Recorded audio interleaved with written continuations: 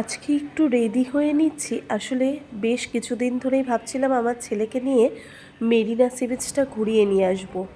আসলে ট্রিটমেন্ট পারপাসে এসেছে তো সময়ও হয়ে উঠছিল না। হাতে দুদিন সময় পেলাম, ভাবলাম ছেলেকে নিয়ে চলে যাই মেরিনা সি বিচে। তার জন্য আমরা চিলড্রেন্স হসপিটাল আছে যে অ্যাপেলোর, সেখান থেকে ক্যাব ধরে নিলাম।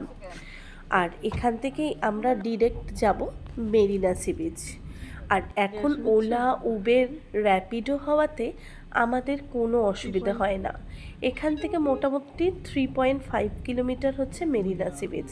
জানো তো, এখানে লক্ষ্য করলাম যারা রাস্তায় ঘাটে মানে ঝাড়ুও দিচ্ছে, তারাও কিন্তু সুন্দর করে সকালবেলা স্নান করে মাথায় ফুল লাগিয়ে বেশ পরিপাটি হয়ে নিজেদের কাজ করে। দেখে বেশ ভালোও লাগলো। আর মেরিনা সি বিচের এই রাস্তাটা বেশ বড় বড় বাসও চলে। লোকাল বাসগুলো আমাদের কলকাতায় যেমন চলে ঠিক তেমন। সি বিচের ভেতরেই ঢুকতে না ঢুকতেই দেখছি যে কত ধরনের যে খাবার। আমাদের মেরিনা সি বিচে আসতে অনেকটাই লেট হয়ে গেল। আসলে আমাদের প্রায় বললেই হয় সন্ধে। আজকে সারাদিন তেমন কোনো কাজ না থাকলেও কিছু টুকিটাকি কাজ ছিল, তার জন্য আসলে আসতে দেরি হয়ে গেছে। পৌঁছতে পৌঁছতে চারিদিকটা প্রায় অন্ধকার মতন। কিন্তু ওই ছেলের আবদার, ওকে দেখাতেই হবে সমুদ্রটা, তাই কিন্তু নিয়ে চলে গেলাম। কিন্তু ওখানে গিয়ে আমাদেরও ভালো লাগছিল, বেশ একটা রিফ্রেশমেন্ট।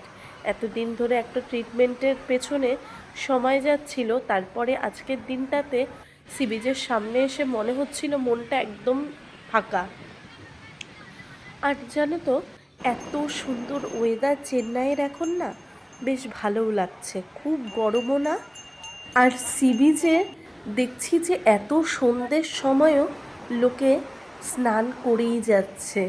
আমরা তেমন কোনো প্ল্যানিং করে যাইনি, তাই আমরা কিন্তু আর জলে নামিনি। ওই আমি একটু সামান্য জল দেখলে তো থাকতে পারি না, তাই পাটাকে একটু ভিজিয়ে নিলাম। কিন্তু রাজ, ক্রিস, মানি, আমার শ্বশুরমশাই কেউই জলে নামেনি।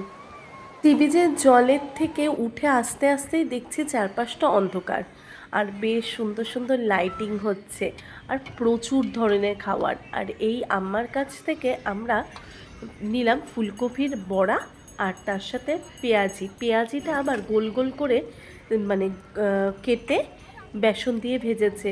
যা টেস্ট না! কিন্তু এখানে একটাই প্রবলেম, যারা লোকাল লোক আছে তারা বেশিরভাগই আমাদের ভাষা বোঝে না, তাই তাদেরকে আমরা ডেকে নিয়ে মানে কিছুই যখন বুঝতে পারছে তখন আমরা একজনকে বললাম যে হিন্দি আর ইংলিশটা বোঝে, সেই ট্রান্সলেট করে ওদের ভাষাতে বলে দিল। তারপরে আমরা পেলাম আমাদের যা যা দরকার।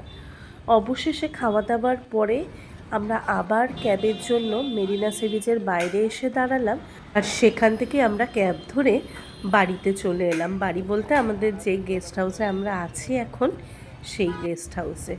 টাটা।